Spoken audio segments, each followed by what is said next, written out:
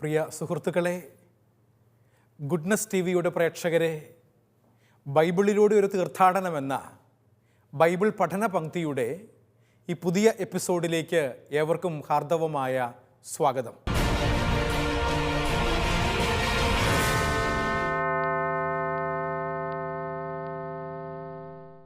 കഴിഞ്ഞ ഏതാനും ചില എപ്പിസോഡുകളിലായി യോഹന്നാൻ്റെ സുവിശേഷം 12-ാം അധ്യായത്തിൻ്റെ ആദ്യത്തെ 3 ഭാഗങ്ങളാണ് നമ്മൾ മനസ്സിലാക്കിക്കൊണ്ടിരുന്നത്. കർത്താവ് മറിയം എന്ന ബഥാനിയാക്കാരി സ്ത്രീയാൽ തൈലാഭിഷേകം ചെയ്യപ്പെടുന്നതും, രണ്ടാമതായി നമ്മുടെ കർത്താവ് കഴുതപ്പുറത്ത് ജെറുസലേമിലേക്ക് രാജകീയ പ്രവേശം ചെയ്യുന്നതും, മൂന്നാമതായി ഗ്രീക്കുകാരായ വിജാതീയർ കർത്താവിനെ അന്വേഷിച്ചു കൊണ്ടുവരുന്നതും തൻ്റെ മഹത്വത്തെക്കുറിച്ച് കർത്താവ് അവരോട് സംസാരിക്കുന്നതുമായ മഹത്വീകരണത്തിൻ്റെ ദൈവശാസ്ത്രം വെളിപ്പെടുത്തുന്ന വചനഭാഗവുമാണ് നമ്മൾ ധ്യാന വിഷയമാക്കിയത്. ഈ പുതിയ എപ്പിസോഡിൽ തുടർന്നുള്ള വാക്യങ്ങൾ പഠിക്കാനായി നമുക്ക് പരിശ്രമിക്കാം.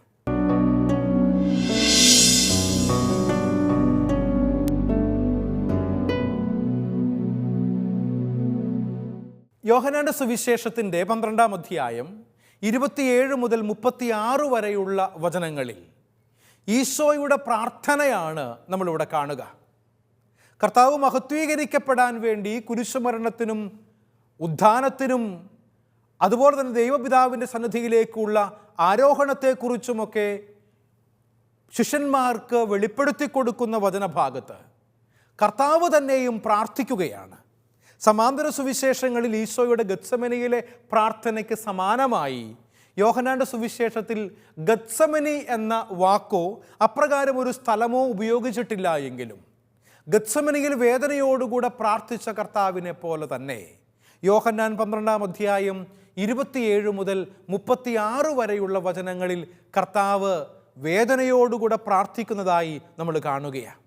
കാരണം മനുഷ്യപുത്രൻ മഹത്വപ്പെടാനുള്ള സമയമായിരിക്കുന്നു എന്ന് മനസ്സിലാക്കിയ ഈശോയെ മാനസികമായ വ്യഥ, ശാരീരികമായ വേദന ഗ്രസിച്ചു എന്നും അതുകൊണ്ട് തന്നെയും ആ മണിക്കൂറിൽ നിന്നും തന്നെ രക്ഷിക്കണമേ എന്ന് പ്രാർത്ഥിക്കാൻ മാനുഷികത ഈശോയെ നിർബന്ധിക്കുന്നു എന്നുമാണ് നമ്മൾ മനസ്സിലാക്കിയത്. ആത്മാവിൽ അസ്വസ്ഥനായ കർത്താവ്, പിതാവേ, ഈ മണിക്കൂറിൽ നിന്ന് എന്നെ രക്ഷിക്കണമേ എന്ന് ദൈവപിതാവിനോട് പ്രാർത്ഥിക്കുന്നു. ഈ മണിക്കൂറിൽ നിന്ന് എന്നെ രക്ഷിക്കണമേ എന്ന് പ്രാർത്ഥിക്കുന്ന കർത്താവ് കഴിയുമെങ്കിൽ ഈ പാനപാത്രം എന്നെ കടന്നു പോകട്ടെ എന്ന സമാന്തര സുവിശേഷകന്മാരുടെ വാക്യത്തോട് ചേർന്നു പോകുന്ന തരത്തിലാണ് വലിയ വേദനയോടെ പ്രാർത്ഥിക്കുന്നത്. എന്നാൽ അവിടുത്തെ വാക്കുകൾ, എൻ്റെ പിതാവേ, സാധ്യമെങ്കിൽ ഈ പാനപാത്രം എന്നിൽ നിന്നും അകന്നു പോകട്ടെ എന്ന മത്തായിയുടെ സുവിശേഷം 26-ന്റെ 39 വാക്യത്തിൻ്റെ സമാന്തരമായി നിൽക്കുന്ന മറ്റൊരു പ്രാർത്ഥനയായി അവതരിപ്പിക്കുന്നുണ്ട്. പിതാവേ, അങ്ങയുടെ നാമത്തെ മഹത്വപ്പെടുത്തണമേ എന്ന 12-ാം അധ്യായത്തിലെ 28-ാമത്തെ വാക്യമാണ് ഇപ്രകാരം ഒരു പ്രാർത്ഥനയായി അവതരിപ്പിക്കപ്പെടുന്നത്. ഇവിടെ പിതാവേ, അങ്ങയുടെ നാമത്തെ മഹത്വപ്പെടുത്തണമേ എന്നത് എങ്കിലും എൻ്റെ ഹിതം പോലെയല്ല, നിന്റെ ഹിതം പോലെയാകട്ടെ എന്ന മത്തായിയുടെ സുവിശേഷം 26-ാം അധ്യായം 39-ാമത്തെ തിരുവചനത്തിലെ പ്രാർത്ഥനയ്ക്ക് പകരമായി നിൽക്കുന്നു എന്ന് നമുക്ക് മനസ്സിലാക്കാനായി സാധിക്കും. ഇവിടെ സഹോദരങ്ങളെ, ഈശോയും നമ്മളെപ്പോലെ തന്നെ വേദനയുള്ളവനായിരുന്നു. കാരണം അവൻ ശരീരത്തിൽ ജീവിച്ചവനാണ് എന്ന കാരണം കൊണ്ടാണ്. ശരീരമുള്ളവർക്ക് ശാരീരികമായ വേദന അനുഭവപ്പെടും. മനസ്സുള്ളവന് മാനസികമായ വ്യഥയുണ്ടാകും. ഹൃദയമുള്ളവർക്ക് സ്നേഹിക്കാനും സ്നേഹിക്കപ്പെടാനുമുള്ള ആഗ്രഹമുണ്ടാകും. ആത്മാവുള്ളവന് പാപത്തിൽ നിന്നും അകന്നിരിക്കാനുള്ള പ്രേരണ ലഭിക്കും. ഇപ്രകാരം യേശു കർത്താവ് ഒരേ സമയം ദൈവവും മനുഷ്യനുമായിരുന്നു എന്ന കാരണത്താൽ 33 വർഷക്കാലം ഈശോ എന്ന് പേരുള്ള ഒരു മനുഷ്യൻ ഈ ലോകത്തിൽ പാപമൊഴികെ, ശ്രദ്ധിക്കണം കേട്ടോ, പാപമൊഴികെ മറ്റെല്ലാ കാര്യങ്ങളിലും നമ്മളിൽ ഒരുവനായി അവൻ ജീവിച്ചു എന്നാണ് വചനം സാക്ഷ്യപ്പെടുത്തുന്നത്. അതുകൊണ്ട് തന്നെ കർത്താവിന് നമുക്കുണ്ടാകുന്നത് പോലെയുള്ള ശാരീരിക വേദനയും മാനസിക പ്രയാസങ്ങളും ഉണ്ടായിരുന്നു എന്ന് ഇവിടെ നമുക്ക് മനസ്സിലാക്കാൻ വേണ്ടി പറ്റും. അതിമാനുഷികമായ ശക്തിയെക്കുറിച്ചും ദൈവത്വത്തെക്കുറിച്ചുമൊക്കെ നമ്മൾ ഒത്തിരിയേറെ പറയുമ്പോൾ കർത്താവിൻ്റെ മാനുഷികതയെക്കുറിച്ചും നമ്മൾ മനസ്സിലാക്കേണ്ടതുണ്ട്. മാനുഷികത ഉള്ളവനായിരുന്നു കർത്താവ്. അതുകൊണ്ട് തന്നെയാണ് അവൻ അസ്വസ്ഥനാകുന്നത്, അതുകൊണ്ട് തന്നെയാണ് അവൻ വേദനിക്കുന്നത്, അതുകൊണ്ട് തന്നെയാണ് കഴിയുമെങ്കിൽ ഈ കാസ എന്നെ കടന്നു പോകട്ടെ എന്നവൻ പ്രാർത്ഥിക്കുന്നതും.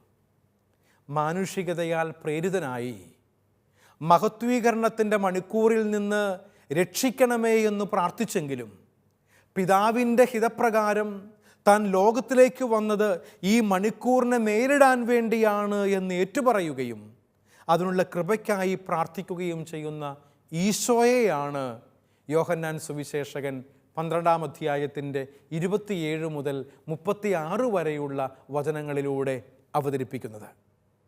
അങ്ങനെ പ്രാർത്ഥിച്ചപ്പോൾ ദൈവം ആ പ്രാർത്ഥന കേൾക്കുകയും ആ മണിക്കൂറിനെ നേരിടാൻ ഈശോയെ ശക്തിപ്പെടുത്തുകയും ചെയ്യുന്നതായി സുവിശേഷകൻ രേഖപ്പെടുത്തിയിരിക്കുകയാണ്. സഹോദരങ്ങളെ, ഞാനും നിങ്ങളും ചെയ്യുന്ന എല്ലാ പ്രാർത്ഥനകൾക്കും ദൈവത്തിൻ്റെ പക്കൽ ഉത്തരമുണ്ട്. നമ്മുടെ പ്രാർത്ഥനകളൊന്നും അവൻ കേൾക്കാതെ പോകില്ല എന്നോർത്തിരിക്കുക. അതുകൊണ്ടാണ് യെശയ്യാ പ്രവാചകൻ 59-ാം അധ്യായത്തിൻ്റെ 1-2 വാക്യങ്ങളിലൂടെ പറയുന്നത്, രക്ഷിക്കാനാവാത്ത വിധം കർത്താവിൻ്റെ കരങ്ങൾ കുറുകിപ്പോയിട്ടില്ല, നിന്റെ പ്രാർത്ഥന കേൾക്കാൻ സാധിക്കാത്ത വിധം അവൻ്റെ കാതുകൾക്ക് മാന്യം സംഭവിച്ചിട്ടുമില്ല. നിന്റെ പാപങ്ങളാണ് അവനെയും നിന്നെയും തമ്മിൽ അകറ്റിയിരിക്കുന്നത്. നിന്റെ അകൃത്യങ്ങൾ കാരണം അവൻ തൻ്റെ മുഖം നിന്നിൽ നിന്നും മറച്ചിരിക്കുന്നു എന്ന യെശയ്യായുടെ പ്രവചന വാക്കുകൾ, സഹോദരങ്ങളെ, ദൈവം നമ്മുടെ എല്ലാ പ്രാർത്ഥനകളും കേൾക്കുന്നവനാണെന്നും നമ്മുടെ പ്രാർത്ഥനകൾക്ക് അവൻ ഉത്തരം നൽകുന്നവനാണ് എന്നുമുള്ള ഓർമ്മപ്പെടുത്തലാണ് ഈ വചനഭാഗങ്ങളൊക്കെയും നമുക്ക് നൽകുന്നത്. അതുകൊണ്ട് തന്നെയും പ്രാർത്ഥനയ്ക്കുത്തരം നൽകുന്ന ദൈവത്തെയാണ് ഞാനും നിങ്ങളും വിളിച്ചപേക്ഷിക്കുന്നത്. പ്രാർത്ഥനകൾക്കു നേരെ ബധിര കർണപദങ്ങളുള്ളവരല്ല, മറിച്ച് അവൻ നമ്മുടെ പ്രാർത്ഥനകളൊക്കെ കേട്ട് പ്രാർത്ഥനകൾക്ക് അവൻ ഉത്തരം നൽകും എന്ന് തിരിച്ചറിയുക. അതുകൊണ്ട് തന്നെയും ലൂക്കായുടെ സുവിശേഷത്തിൽ അത് വ്യക്തമാക്കാൻ വേണ്ടിയിട്ട് ഉപയോഗിച്ചിരിക്കുന്ന ഒരു വാക്യമുണ്ട്. ലൂക്കാ സുവിശേഷത്തിൻ്റെ 22-ാം അധ്യായം 43-ാം തിരുവചനം നിങ്ങൾക്ക് സ്ക്രീനിൽ കാണാനായി സാധിക്കും. ആ വചനം ഇപ്രകാരമാണ്. ലൂക്കാ 22:43 വചനം പറയുന്നു, അപ്പോൾ അവനെ ശക്തിപ്പെടുത്താൻ സ്വർഗത്തിൽ നിന്ന് ഒരു ദൂതൻ പ്രത്യക്ഷപ്പെട്ടു. ഈശോയെ ശക്തിപ്പെടുത്താൻ വേണ്ടിയിട്ട് വലിയ വേദനയിലൂടെ സങ്കടത്തിലൂടെ കടന്നു പോകുന്ന കർത്താവിനെ ശക്തിപ്പെടുത്താൻ സ്വർഗത്തിൽ നിന്ന് ഒരു ദൂതൻ പ്രത്യക്ഷപ്പെട്ടു എന്ന് പറയുമ്പോൾ ദൈവപിതാവിൻ്റെ അടുക്കലേക്ക് ഈശോയുടെ പ്രാർത്ഥനയുടെ സ്വരമെത്തുകയും അവൻ്റെ ആ പ്രാർത്ഥനയുടെ സ്വരത്തിന് ദൈവപിതാവ് കാതോർക്കുകയും അവന് വേണ്ടി ഒരു ദൂതനെ സ്വർഗത്തിൽ നിന്ന് അയച്ചു കൊടുക്കുകയും ചെയ്തു എന്നും അതുവഴിയായി കർത്താവിൻ്റെ വേദനയുടെ മണിക്കൂറിൽ, സങ്കടത്തിൻ്റെ മണിക്കൂറിൽ അവനെ ആശ്വസിപ്പിക്കാൻ ഒരു ദൂതൻ വന്നു എന്നും നമ്മൾ മനസ്സിലാക്കുകയാണ്. സഹോദരങ്ങളെ, നമ്മൾ സാധാരണ കേട്ടിട്ടുള്ളതാണ് കാറ്റഗിസം ക്ലാസ്സുകളിലൊക്കെ, നമുക്കൊക്കെ ഒരു കാവൽ മാലാഖയുണ്ട്. എനിക്ക് പലപ്പോഴും തോന്നിയിട്ടുള്ളൊരു കാര്യം, എത്രമാത്രം വലിയ ആശ്വാസം നൽകുന്ന ഒരു ചിന്തയാണ്.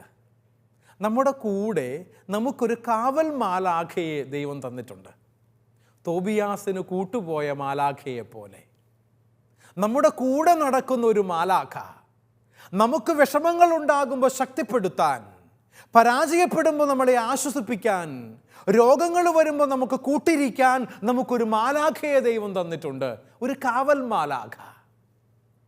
അതുകൊണ്ട് തന്നെയും ഈ കാവൽ മാലാഖയെ കർത്താവിന് കൂട്ടായി ദൈവം സ്വർഗത്തിൽ നിന്നും അയച്ചു എന്ന് നമുക്കിവിടെ മനസ്സിലാക്കാൻ വേണ്ടി പറ്റും. ഒരു ദൂതൻ വന്ന് അവന് ശക്തി പകർന്നു കൊടുത്തു എന്നാണ് ലൂക്കാ സുവിശേഷകൻ ഓർമ്മപ്പെടുത്തുന്നത്. ഈ പ്രാർത്ഥനയുടെ അനുഭവമാണ് പീഡാനുഭവത്തിലൂടെയും മരണത്തിലൂടെയും ദൈവത്തിൻ്റെ സ്നേഹം ലോകത്തിന് വെളിപ്പെടുത്താനും അങ്ങനെ ദൈവത്തെ മഹത്വപ്പെടുത്താനും ഈശോയെ പ്രാപ്തനാക്കിയത് എന്ന് സഹോദരങ്ങളെ നമുക്ക് മനസ്സിലാക്കാൻ വേണ്ടി പറ്റും. പ്രാർത്ഥനയിൽ കരുത്തുള്ളവരാകണം. വിഷമങ്ങൾ വരുമ്പോൾ, പ്രതിസന്ധികൾ വരുമ്പോൾ നിരാശപ്പെട്ട് പ്രാർത്ഥിക്കാതെ പോകുന്ന മനുഷ്യരെ കണ്ടിട്ടുണ്ട്. ധ്യാന കേന്ദ്രങ്ങളിൽ, പ്രത്യേകിച്ച് പോട്ടയിലും മുരിങ്ങൂർ ഡിവൈൻ ധ്യാന കേന്ദ്രത്തിലൊക്കെ ശുശ്രൂഷ ചെയ്തുകൊണ്ടിരുന്ന നാളിൽ എത്ര പേരാ ധ്യാനിക്കാൻ വേണ്ടി കടന്നു വന്നിട്ട് കൗൺസിലിങ്ങിൻ്റെ സമയത്ത് വന്ന് വലിയ നിരാശയോടുകൂടെ സങ്കടപ്പെട്ട് കരഞ്ഞു നിലവിളിച്ചുകൊണ്ട് പറയുന്ന, അച്ഛാ ഇനി എന്തിനാ ജീവിക്കുന്നതെന്ന് പോലും തോന്നാറുണ്ട്. ആത്മഹത്യയെക്കുറിച്ച് പോലും ചിന്തിക്കാറുണ്ട്. ഇപ്രകാരം ഒരു ജീവിതം എന്തിനാ ദൈവം എനിക്ക് തന്നേ, എല്ലാ ദുഃഖങ്ങളും പ്രയാസങ്ങളും. നമ്മുടെ ഒരു പ്രശ്നം എന്താണെന്നറിയാവോ? എനിക്കൊരു തലവേദന വന്നാൽ ഞാൻ വിചാരിക്കും തലവേദനയാണ് ഈ ലോകത്തിലെ ഏറ്റവും വലിയ രോഗമെന്ന്. തലവേദനയേക്കാൾ വലിയ രോഗമില്ല എന്നുള്ള മട്ടിലാണ് നമ്മുടെ വിഷമം. എൻ്റെ വേദനകൾ സഹിക്കാൻ എന്നെ കൊണ്ട് പറ്റാതെ വരുമ്പോൾ, എൻ്റെ പരാജയങ്ങളെ സ്വീകരിക്കാൻ എനിക്ക് സാധിക്കാതെ വരുമ്പോൾ, സഹനങ്ങളെ എനിക്ക് വേണ്ട രീതിയിൽ സ്വർഗീയമായ രക്ഷാകരമായ സഹനമായി സ്വീകരിക്കാൻ സാധിക്കാതെ വരുമ്പോൾ നിരാശപ്പെട്ടു പോകും. പ്രത്യാശയില്ലാത്തവരെ പോലെ നിരാശയിലേക്ക് കൂപ്പുകുത്തുന്ന അനേകം പേരുണ്ട്. പ്രാർത്ഥനയിൽ അഭയം തേടാത്തവരാണ് ഇപ്രകാരം നിരാശപ്പെട്ടു പോകുന്നവർ. എൻ്റെ കർത്താവ് എൻ്റെ പ്രാർത്ഥനകൾക്ക് ഉത്തരം നൽകുമെന്ന് നീ വിശ്വസിക്കുന്നുവെങ്കിൽ, അപ്രകാരം ദൈവതിരുസന്നിധിയിൽ വിഷമങ്ങളിലൂടെ കടന്നു പോകുന്ന അനുഭവങ്ങളിലും പ്രാർത്ഥനയോടെ കാത്തിരിക്കുമ്പോൾ ദൈവം ശക്തിപ്പെടുത്തുന്ന അനുഭവങ്ങൾ നമുക്കുണ്ടാകും. ഈശോയുടെ ഈ പ്രാർത്ഥന ഒരു വെളിപ്പെടുത്തലാണ്. ഈശോ മഹത്വീകരിക്കപ്പെടുന്നതിലൂടെയാണ് പിതാവിൻ്റെ നാമം മഹത്വപ്പെടുന്നത് എന്ന് നമുക്ക് മനസ്സിലാക്കാൻ വേണ്ടി പറ്റും. പിതാവേ, അങ്ങയുടെ നാമം മഹത്വപ്പെടണമേ എന്ന് കർത്താവ് പറയുമ്പോൾ അത് കർത്താവിൻ്റെ മഹത്വീകരണത്തിലൂടെയാണ് എന്ന് സഹോദരങ്ങളെ നമുക്ക് തിരിച്ചറിയാനായി സാധിക്കട്ടെ. കാരണം പിതാവും പുത്രനും ഒന്നാണ്. അതുകൊണ്ട് തന്നെ ഈ ത്രിത്വൈക കൂട്ടായ്മയിൽ ചേർന്ന് നിൽക്കുമ്പോൾ ഹോളി ട്രിനിറ്റിയെക്കുറിച്ചുള്ള ദൈവശാസ്ത്രം നമ്മളെ ഓർമ്മപ്പെടുത്തുന്നത് ഒരേ സമയം മൂന്നാളുകൾ ഏകമായിരിക്കുന്ന ഏക ദൈവത്തിലാണ് ഞാനും നിങ്ങളും വിശ്വസിക്കുന്നത്. അതുകൊണ്ട് തന്നെയും ആ ദൈവികമായ കൃപാവരത്താൽ പരസ്പരം ശക്തിപ്പെടുത്തിക്കൊണ്ട് കൂട്ടായ്മയുടെ അനുഭവത്തിൽ ജീവിക്കുക എന്നുള്ളതാണ് നമ്മളെക്കുറിച്ചുള്ള ദൈവഹിതം. എനിക്ക് തോന്നുന്നു അതുകൊണ്ടാണ് മോശയ്ക്ക് കൂട്ടിന് അഹറോനെ കൊടുത്ത ദൈവം. മോശ വിക്കനാണെന്ന് അറിഞ്ഞുകൊണ്ട് തന്നെയാ നീ ഈജിപ്തിലെ ഫറവോയുടെ മുമ്പിൽ പോയി നിൽക്കണമെന്നും അവനോട് എൻ്റെ ജനത്തെ ആരാധിക്കാനായി വിട്ടുതരണമെന്നും പറയണമെന്ന് ദൈവമായ കർത്താവ് മോശയോട് പറയുന്നേ. അപ്പം മോശ പറയുന്നുണ്ട്, ഞാൻ വിക്കനാണ്, പോയിട്ട് കാര്യമൊന്നുമില്ല. ഈ ദൈവത്തിന് അറിയാൻ പാടില്ലായിരുന്നോ മോശയ്ക്ക് വിക്കുണ്ടെന്നുള്ള കാര്യം? ഇവിടെ വൺ മാൻ ഷോയുടെ കാലമൊക്കെ കഴിഞ്ഞു കേട്ടോ. മോശയോട് ദൈവം പറയുന്നത് അത് തന്നെയാ. നീ പോയി ഒരു വൺ മാൻ ഷോ കാണിക്കാൻ വേണ്ടിയിട്ടല്ല ഞാൻ നിന്നെ വിളിക്കുന്നേ, മറിച്ച് നിന്റെ കൂടെ അഹറോൻ ഉണ്ടാകും കൂട്ടർ, അവൻ പറഞ്ഞോളും, നീ പോയി നിന്നു കൊടുത്തേച്ചാ മതി. നിങ്ങൾ കൂടെ പോകണം. ഗോസ് ഇൻ പെയർ എന്ന് പറയാറുണ്ട്. സാധാരണ നമ്മൾ ചിലരൊക്കെ പറയാറുണ്ട്, ഇംഗ്ലീഷിൽ പഠിച്ചു വരുമ്പോൾ ചിലരെങ്കിലുമൊക്കെ തെറ്റ് വരുന്നൊരു കാര്യം പാൻറ് എന്ന് പറയും ഇല്ലേ? പാൻറ് തെറ്റാണ്. പാൻസ് എന്നാണ് പറയേണ്ടത് ശരിയായിട്ടും. കാരണം എന്താണെന്നറിയാവോ? നമ്മുടെ ആ വസ്ത്രത്തിന് രണ്ട് കാലുകളുണ്ട്, ഇത് പ്ലൂരലാണ്, ബഹുവചനമാണ്. അതുകൊണ്ട് തന്നെയും പാൻറ് അല്ല, മറിച്ച് പാൻസ് എന്നാ പറയുക. നമ്മൾ ചപ്പൽസ് എന്നാണ് വിളിക്കുക. ചെരുപ്പ്, ഒരു ചെരുപ്പ് പോരാ, രണ്ട് കാലയിലും ഇട്ടിട്ടുകൊണ്ട് നടക്കണം. അതുകൊണ്ടാണ് നമ്മൾ ചപ്പൽസ് എന്ന് സാൻഡൽസ് അഥവാ ചപ്പൽസ് എന്ന് പ്ലൂറലായിട്ടാണ് സാധാരണ പറയുക. സിസേഴ്സ് എന്നാ പറയുക. അതിന് കാരണം രണ്ട് ഭാഗങ്ങളുണ്ട് അതിന്. അതുകൊണ്ട് തന്നെ ചില കാര്യങ്ങൾക്ക് ബഹുവചനത്തിലാണ് മനുഷ്യനെയും ദൈവം അപ്രകാരമാണ് സൃഷ്ടിച്ചിരിക്കുന്നത്. അവന് ചേർന്ന ഇണയെ ഞാൻ നൽകുമെന്ന് ഉൽപ്പത്തി പുസ്തകത്തിൻ്റെ ആരംഭത്തിൽ തന്നെ മനുഷ്യനെ മെനഞ്ഞ ദൈവം പറയുന്നുണ്ട്, അവന് ചേർന്ന ഇണയെ ഞാൻ കൊടുക്കും. ഇത് വിവാഹവുമായി ബന്ധപ്പെട്ടാണ് കൂടുതൽ നമ്മൾ കേട്ടിട്ടുള്ളത് എങ്കിലും ഇത് കേവലം വിവാഹത്തിൽ മാത്രം ഒതുങ്ങി നിൽക്കുന്ന ഒരു കാര്യമല്ല. സന്യസ്തരായ മനുഷ്യർ, പുരോഹിതരായ മനുഷ്യർ, അവർക്കും ഈ വചനം സാർത്ഥകമായി മനസ്സിലാക്കാൻ വേണ്ടി സാധിക്കും. നിന്നോട് ചേർന്നു പോകുന്ന വ്യക്തിയെ നിനക്ക് തുണയ്ക്കായി കൂടെ നൽകുക. കാരണം നമ്മളൊക്കെ സമൂഹ ജീവികളാണ്. പ്രത്യേകിച്ച് സന്യസ്തർ, റിലീജിയസ് അച്ഛന്മാരാവട്ടെ, സന്യാസ പുരോഹിതരോ സന്യസ്തരായ സിസ്റ്റേഴ്സോ ആവട്ടെ, അവരൊക്കെ സമൂഹത്തിൽ ജീവിക്കുന്നവരാണ്. സന്യാസം സമൂഹത്തിലാണ് ജീവിക്കേണ്ടത്.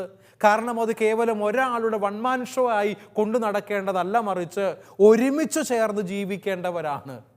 എനിക്ക് തോന്നിയിട്ടുണ്ടേ, ഈശോയ്ക്ക് തന്നെ തൻ്റെ രക്ഷാകര പദ്ധതി കൊണ്ടു നടക്കാൻ പറ്റാത്തത് കൊണ്ടാണോ അവൻ 12 പേരെ കൂടെ കൂട്ടിയത്? അല്ല, ഈശോയ്ക്ക് തന്നെ ചെയ്യാമായിരുന്നു വേണമെങ്കിൽ. പക്ഷേ പിന്നീട് അവൻ മലമുകളിലേക്ക് കയറി തനിക്കിഷ്ടമുള്ളവരെ അടുക്കലേക്ക് വിളിച്ചു. അവർ അവൻ്റെ അടുക്കലേക്ക് ചെന്നു. മർക്കോസിൻ്റെ സുവിശേഷം 3-ാം അധ്യായത്തിൻ്റെ 13-14 വാക്യങ്ങളാണിത്. കർത്താവ് തൻ്റെ കൂടെ 12 പേരെ കൂട്ടിക്കൊണ്ടുപോയി. അവരുടെ കൂടെയാണ് ഈശോ പ്രവർത്തിച്ചത്. എന്നെ അത്ഭുതപ്പെടുത്തുന്നതോടൊപ്പം സന്തോഷിപ്പിക്കുന്ന മറ്റൊരു വചനമുണ്ട്. ഉദ്ധാനം ചെയ്ത് കഴിഞ്ഞപ്പോൾ യോഹന്നാൻ്റെ സുവിശേഷം 20-ാം അധ്യായത്തിൻ്റെ 19 മുതൽ 23 വരെയുള്ള വചനങ്ങളിൽ കർത്താവ് പ്രത്യക്ഷപ്പെട്ടപ്പോൾ നമ്മുടെ തോമാസ് ശ്ലീഹ ശിഷ്യന്മാരുടെ കൂടെ ഇല്ലായിരുന്നു. 8 ദിവസങ്ങൾക്ക് ശേഷം, വചനം പറയാണ് 24-ാമത്തെ വചനം മുതൽ തുടർന്ന് പറയാം, 8 ദിവസങ്ങൾക്ക് ശേഷം ശിഷ്യന്മാർ ഒരുമിച്ചായിരുന്നപ്പോൾ, വചനം കൂട്ടിച്ചേർക്കുന്നു, തോമസും അവരുടെ കൂടെ ഉണ്ടായിരുന്നു. അപ്പോൾ യേശു വീണ്ടും അവർക്ക് പ്രത്യക്ഷപ്പെട്ടു. എനിക്ക് പലപ്പോഴും തോന്നിയിട്ടുള്ളൊരു കാര്യം ഇതാണ്. വേണമെങ്കിൽ കർത്താവിന് തോമാസ് ലീഹായ്ക്ക് വേണ്ടി ഒരു പ്രൈവറ്റ് ഓഡിയൻസ് കൊടുക്കായിരുന്നു, ഇല്ലേ? റോമിൽ വത്തിക്കാനിൽ പോകുമ്പോൾ മാർപ്പാപ്പയുമായിട്ട് ഒരു പ്രൈവറ്റ് ഓഡിയൻസ് കിട്ടുമോ എന്നൊക്കെ ചോദിച്ചുകൊണ്ട് ചിലരെങ്കിലുമൊക്കെ സഭാകാര്യാലയത്തിൽ ശുശ്രൂഷ ചെയ്യുന്നത് കൊണ്ട് വിളിച്ചു ചോദിക്കാറുണ്ട്. അച്ഛാ, വത്തിക്കാനിൽ പോവുകയാണ്, സന്ദർശനത്തിന് വേണ്ടി പോകുന്നതാണ്, മാർപ്പാപ്പയുമായി എങ്ങനെയെങ്കിലും ഒരു പ്രൈവറ്റ് ഓഡിയൻസ് സംഘടിപ്പിച്ച് തരാൻ വേണ്ടി പറ്റുമോ? മാർപ്പാപ്പയെ വ്യക്തിപരമായി ഒന്ന് കണ്ട് സംസാരിക്കാൻ, ഒരു ആശീർവാദം വാങ്ങിക്കാൻ, മാർപ്പാപ്പയുടെ കൂടെ അല്പനേരം ചെലവഴിക്കാനുള്ള ആഗ്രഹം. ഈശോയ്ക്ക് വേണമെങ്കിൽ തോമസ് ലീഹായെ മാത്രം വിളിച്ച് ഒരു പ്രൈവറ്റ് ഓഡിയൻസ് കൊടുക്കായിരുന്നു. പക്ഷെ അങ്ങനെയല്ല. ഈശോ ശിഷ്യന്മാരുടെ കൂടെയായിരുന്ന തോമസിനെയാണ് വിളിക്കുന്നത്. തോമസേ, നീ മുമ്പോട്ട് വരിക. ഒറ്റയ്ക്കുള്ള പരിപാടിയൊക്കെ കഴിഞ്ഞു കേട്ടോ. സ്വന്തം കാര്യം സിന്ദാബാ എന്നൊക്കെ വിളിച്ച് നടന്ന ഒരു കാലമില്ലേ, അതൊക്കെ കഴിഞ്ഞു. അതിൻ്റെ കാലഘട്ടമൊക്കെ കഴിഞ്ഞു. ഇനി നമ്മൾ കൂട്ടായി ഒരുമിച്ച് പ്രവർത്തിക്കേണ്ട വ്യക്തികളാണ് എന്നുള്ള ഓർമ്മപ്പെടുത്തലാണ് സഹോദരങ്ങളെ ഇവിടെ യേശു കർത്താവ് നമുക്ക് നൽകുന്ന വചനം. പിതാവുമായി ഒന്നായിരിക്കുന്ന കർത്താവ്, അവൻ്റെ മഹത്വീകരണത്തിലൂടെയാണ് പിതാവ് മഹത്വപ്പെടുന്നത് എന്ന് ഓർമ്മപ്പെടുത്തുകയാണ്.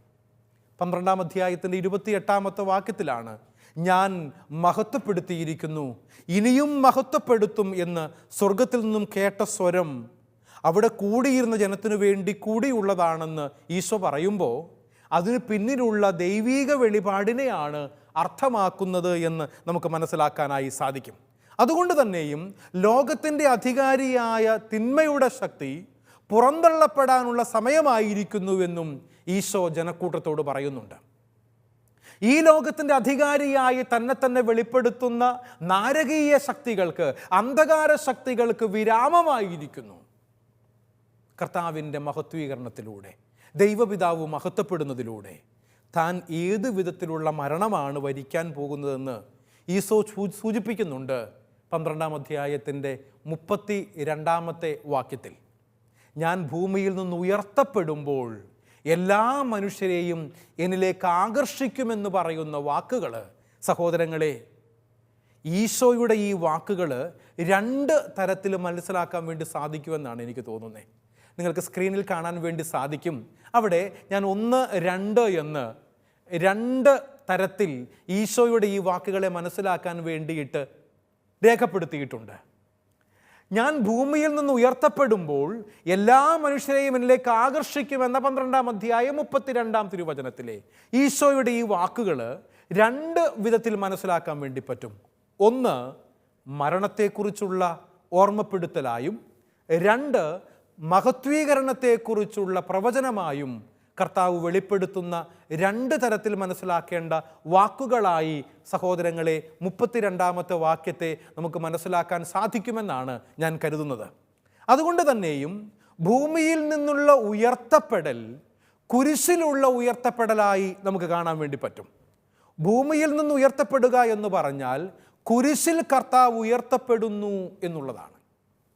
അവൻ ഭൂമിയിൽ നിന്ന് ഉയർത്തപ്പെട്ടു. കുരിശ് ഭൂമിയിൽ നാട്ടി മുകളിലേക്ക് കുത്തി നിർത്തിയിരിക്കുകയാണ്. ആ കുരിശിലാണ് കർത്താവ് മരിക്കുന്നത്.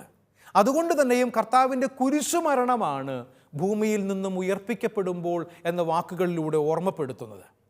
കുരിശുമരണമാണ് താൻ ഏറ്റെടുക്കാൻ പോകുന്നത് എന്ന് ഈശോയ്ക്ക് അറിയാമായിരുന്നു.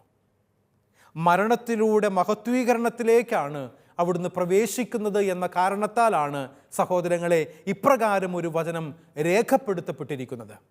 കർത്താവിൻ്റെ മഹത്വീകരണം, ദ ഗ്ലോറിഫിക്കേഷൻ ഓഫ് ജീസസ് എന്നുള്ളത് കുരിശിൽ ആരംഭിച്ചതാണ്. ഇതാണ് യോഹന്നാൻ്റെ ദൈവശാസ്ത്രത്തിൻ്റെ ഒരു പ്രത്യേകത എന്ന് പറയുക. ഒരു series of incidence put together. പീഡാസഹനവും കുരിശുമരണവും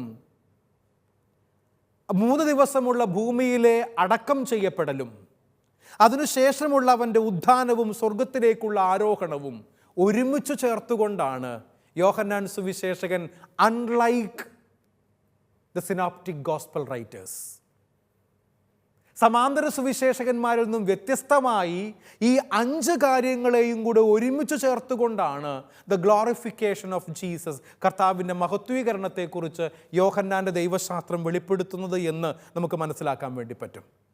കാരണം കുരിശ് വെളിപ്പെടുത്തലാണ്. ഭൂമിയിൽ നിന്നുള്ള കർത്താവിൻ്റെ മുകളിലേക്കുള്ള പോക്കിനെ കാണിക്കാൻ വേണ്ടിയിട്ട് അവൻ്റെ കുരിശുമരണമാണ് ദ്യോതിപ്പിക്കുന്നതെന്ന് പറയുമ്പോൾ ഇതൊരു വെളിപ്പെടുത്തലാണ്. ദൈവത്തിൻ്റെ സ്നേഹം അതിൻ്റെ പാരമ്യത്തിൽ വെളിപ്പെട്ടത് സഹോദരങ്ങളെ കാൽവരിയിലെ കുരിശിലാണ് എന്ന് നമുക്കറിയാമല്ലോ. കർത്താവ് കാൽവരിയിലെ ആ കുരിശിലേക്ക് ഇങ്ങനെ കൈകൾ വിരിച്ചു നീട്ടിയിട്ട് ഞാൻ ഈ ലോകത്തെ ഇത്രമാത്രം സ്നേഹിക്കുന്നു എന്ന് പറയാൻ പാകത്തിന് പൂർണ്ണമായും കൈകൾ കുരിശിൽ വിരിച്ചവനാവൻ. ഒരു കഥ കേട്ടിട്ടുണ്ട്. ഒരു കൊച്ചു കുഞ്ഞ് കാൽവരിയിൽ കിടക്കുന്ന ഈശോയുടെ അടുക്കൽ ചെന്നിട്ട് ചോദിച്ചു എന്നാ പറയുക, ഈശോയെ നീ എത്രമാത്രം എന്നെ സ്നേഹിക്കുന്നുണ്ട്, ഈശോയെ നീ എത്രമാത്രം എന്നെ സ്നേഹിക്കുന്നുണ്ട് എന്ന് ആ കുഞ്ഞിൻ്റെ കൗതുകത്തോടു കൂടെയുള്ള ചോദ്യം കേട്ടിട്ട് ആ കഥാകാരൻ എഴുതി വച്ചിരിക്കുന്ന കാര്യം ഇങ്ങനെയാണ്: ആ കുഞ്ഞിൻ്റെ മുഖത്തേക്ക് കുരിശിൽ കിടക്കുന്ന യേശു കർത്താവ് വാത്സല്യത്തോടെ നോക്കിയിട്ട് വലിയ വേദനയിലും ദുഃഖത്തിലും പ്രയാസത്തിലും കഴിഞ്ഞു പോകുന്ന ആ മണിക്കൂറുകളിൽ, മരണം കാത്ത് കുരിശിൽ കിടക്കുന്ന ആ സമയത്തും കർത്താവ് ആ കുരിശിലേക്ക് തൻ്റെ കൈകൾ രണ്ടും ഇങ്ങനെ വിരിച്ച് നീട്ടിയിട്ട് ആ കുഞ്ഞിൻ്റെ മുഖത്തേക്ക് നോക്കി വാത്സല്യത്തോടെ ആ കൊച്ചിനോട് പറഞ്ഞു എന്നാ പറയുക, കുഞ്ഞേ ഞാൻ നിന്നെ ഇത്രമാത്രം സ്നേഹിക്കുന്നു. ഇത്രമാത്രമാണ് ഈശോ നമ്മളെ സ്നേഹിച്ചേ. ഇത്രമാത്രോ അല്ല. കർത്താവിൻ്റെ സ്നേഹം എന്ന് പറയുന്നത് ആ പരിധികളില്ലാത്തതാണ്, അളവുകളില്ലാത്തതാണ്, അനന്തമാണ് ദൈവത്തിൻ്റെ സ്നേഹം. അതുകൊണ്ട് തന്നെയും പ്രിയപ്പെട്ടവരെ മനസ്സിലാക്കുക, ദൈവസ്നേഹം വെളിപ്പെട്ടത് കുരിശിലാണ്. ഇത് സ്നേഹത്തിൻ്റെ പാരമ്യമായിട്ട് നമുക്ക് മനസ്സിലാക്കാൻ വേണ്ടി പറ്റും. അതുകൊണ്ട് കുരിശിൽ ഉയർത്തപ്പെടുന്നത് വഴിയാണ് ഈശോ ലോകത്തിൻ്റെ ശ്രദ്ധാകേന്ദ്രമായി മാറുകയും ലോകത്തെ മുഴുവൻ തന്നിലേക്ക് ആകർഷിക്കുകയും ചെയ്തത് എന്ന് സഹോദരങ്ങളെ നമുക്ക് തിരിച്ചറിയാൻ വേണ്ടി പറ്റും. കുരിശിൽ ഉയർത്തപ്പെട്ട കർത്താവ് ഒരു പ്രതീകമാണ്. ഈ ലോകത്തിൽ നിന്നും ദൈവസന്നിധിയിലേക്കുള്ള അവൻ്റെ ഉയർപ്പ്, സർപ്പദംശനമേറ്റു കഴിഞ്ഞ ജനങ്ങൾക്ക് വേണ്ടിയിട്ട് ഈജിപ്തിൻ്റെ അടിമത്തത്തിൽ നിന്നും ഇസ്രായേൽ ജനങ്ങളെ മോചിപ്പിച്ചു കൊണ്ടുപോകുന്ന മോശ മരുഭൂമിയിലൂടെ പാലും തേനും ഒഴുകുന്ന കാനാൻ ദേശം സ്വന്തമാക്കി കൊണ്ടുപോകുമ്പോൾ സർപ്പദംശനമേറ്റവരുടെ മുൻപിൽ ഒരു പിത്തള സർപ്പത്തെ ഉയർത്തി നിർത്തുന്നതും അതിലേക്ക് നോക്കിയവരൊക്കെ വീണ്ടും ജീവൻ പ്രാപിച്ചു തിരിച്ചു വരുന്നതുമായ രംഗങ്ങൾ നമുക്ക് പഴയ നിയമത്തിൽ കാണാൻ വേണ്ടി പറ്റും. ഇപ്രകാരം ഉയർത്തി നാട്ടപ്പെട്ട കർത്താവിൻ്റെ തിരുക്കുരിശിലേക്ക് നോക്കുന്നവർക്ക് ജീവൻ മാത്രമല്ല, നിത്യജീവൻ നൽകുന്ന, സൗഖ്യം നൽകുന്ന, രക്ഷ നൽകുന്ന കർത്താവിൻ്റെ കുരിശ് ഒരു പ്രതീകമായി നമ്മുടെ മുമ്പിൽ നിൽക്കുകയാണ്. പരസ്യ ജീവിതത്തിൻ്റെ അവസാന ഘട്ടത്തിൽ പ്രകാശത്തിൽ സഞ്ചരിക്കാൻ ഈശോ വീണ്ടും ക്ഷണിക്കുന്നതാണ് യോഹന്നാൻ 12-ാം അധ്യായത്തിൻ്റെ 35-36 വാക്യങ്ങളിൽ രേഖപ്പെടുത്തിയിരിക്കുന്നത് എന്ന് നമുക്ക് മനസ്സിലാക്കാൻ വേണ്ടി സാധിക്കും. യോഹന്നാൻ്റെ സുവിശേഷം 12-ാം അധ്യായത്തിൻ്റെ 35-36 വാക്യങ്ങളിൽ നമ്മൾ ഇപ്രകാരമാണ് വായിക്കുന്നത്: യേശു അവരോട് പറഞ്ഞു, അല്പസമയം കൂടി പ്രകാശം നിങ്ങളുടെ ഇടയിലുണ്ട്. അന്ധകാരം നിങ്ങളെ കീഴടക്കാതിരിക്കാൻ പ്രകാശമുള്ളപ്പോൾ നടന്നുകൊള്ളുവിൻ. അന്ധകാരത്തിൽ നടക്കുന്നവൻ താൻ എവിടേക്കാണ് പോകുന്നതെന്ന് അറിയുന്നില്ല. നിങ്ങൾ പ്രകാശത്തിൻ്റെ മക്കളാകേണ്ടതിന് നിങ്ങൾക്ക് പ്രകാശമുള്ളപ്പോൾ അതിൽ വിശ്വസിക്കുവിൻ. സഹോദരങ്ങളെ, ഇപ്രകാരം ഒരു വചനം കർത്താവ് രേഖപ്പെടുത്തുന്നതിലൂടെ പരസ്യ ജീവിതത്തിൻ്റെ അവസാന ഘട്ടത്തിൽ പ്രകാശത്തിൽ സഞ്ചരിക്കാനായി കർത്താവ് നമ്മളെ വിളിക്കുന്നു എന്നുള്ള ഓർമ്മപ്പെടുത്തൽ ഈ തിരുവചന ഭാഗങ്ങൾ നമുക്ക് നൽകുന്നുണ്ട്. അതുകൊണ്ട് തന്നെയും ഈശോ തൻ്റെ ഉയർത്തപ്പെടലിനെ കുറിച്ചാണ് ഇവിടെ പറയുന്നത് എന്ന് നമുക്ക് മനസ്സിലാക്കാൻ വേണ്ടി പറ്റും. ഈശോ തൻ്റെ ഉയർത്തപ്പെടലിനെ കുറിച്ച് പറഞ്ഞപ്പോൾ മിശിഹ എന്നേക്കും നിലനിൽക്കുമെന്ന പാരമ്പര്യവുമായി ഇതെങ്ങനെ പൊരുത്തപ്പെട്ടു പോകും എന്ന് ജനക്കൂട്ടത്തിൻ്റെ ഇടയിൽ സംശയമുണ്ടായി. അവർ ഈശോയോട് ചോദിക്കുന്നുണ്ട്, മിശിഹ എന്നേക്കും നിലനിൽക്കുമെന്നല്ലേ പറയുന്നത്, പിന്നെ എന്തുകൊണ്ടാണ് താൻ ഉയർത്തപ്പെടുമെന്നൊക്കെ പറയുന്നത് നീ എന്ന് ഈശോയോട് ജനക്കൂട്ടം സംശയം ചോദിക്കുന്നുണ്ട്. അപ്പോഴാണ് ഈശോ അവരോട് തൻ്റെ ജീവിതമാകുന്ന പ്രകാശത്തിൽ വിശ്വസിക്കാനും ആ പ്രകാശത്തിൽ നടക്കാനും അവൻ ആഹ്വാനം ചെയ്യുന്നത്. പ്രകാശമായ ഈശോയിൽ വിശ്വസിക്കാൻ ജനങ്ങൾക്കു നൽകിയ അവസാന ക്ഷണമായിട്ടാണ് പരസ്യജീവിതത്തിൻ്റെ അവസാന ഘട്ടത്തിൽ കർത്താവ് ഇപ്രകാരം ഒരു വാക്യം അവരോട് പറയുന്നത്. പ്രിയപ്പെട്ടവരെ, ഈ ലോകത്തിൽ ജീവിതത്തിൽ തന്നെ അയച്ചവൻ്റെ പ്രവൃത്തികൾ ചെയ്ത് ദൈവത്തിൻ്റെ സ്നേഹം ലോകത്തിന് വെളിപ്പെടുത്തിക്കൊണ്ടാണ് ഈശോ ലോകത്തിൻ്റെ പ്രകാശമായത് എന്ന് 9-ാം അധ്യായത്തിൻ്റെ 4-5 വാക്യങ്ങളിൽ നമ്മൾ മനസ്സിലാക്കിയിട്ടുള്ള കാര്യമാണ്. ലോകത്തിൻ്റെ പ്രകാശമായ ഈശോയിൽ വസിക്കാനും അവന് വിശ്വസിക്കാനും ഏവർക്കും സാധിക്കട്ടെ എന്ന ആശംസയോടും പ്രാർത്ഥനയോടും കൂടെ ഈ എപ്പിസോഡ് നമ്മൾ അവസാനിപ്പിക്കുന്നു. ദൈവം അനുഗ്രഹിക്കട്ടെ.